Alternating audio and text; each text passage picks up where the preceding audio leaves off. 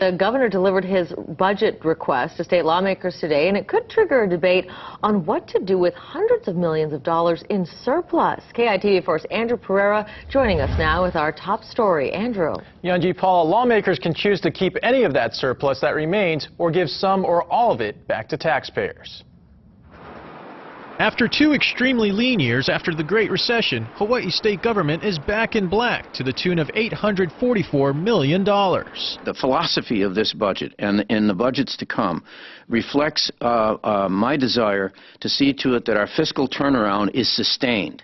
The governor wants to spend $6.1 billion this fiscal year and $6.3 billion the next. As far as capital improvements, the governor's plan calls for $1.7 billion in the current fiscal year and $906 million the year after. Although Abercrombie uses more than half of the state's surplus to balance his spending plan, the governor wants to maintain reserves. Lawmakers like that part.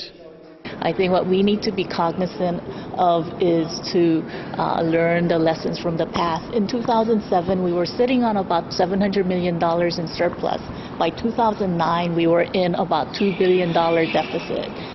Whether taxpayers see any of the $844 million surplus will be up to lawmakers. They can provide all or some of it as a refund or set it aside in the state's rainy day fund.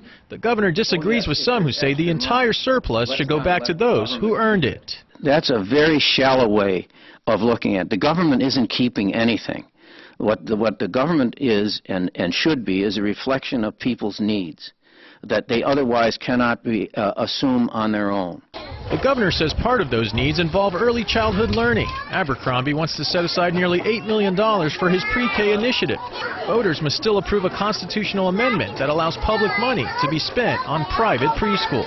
We are very much concerned about the ongoing cost of state government, and we want to ensure that we are really focused on those priority requirements, those functions that the state are most important to provide.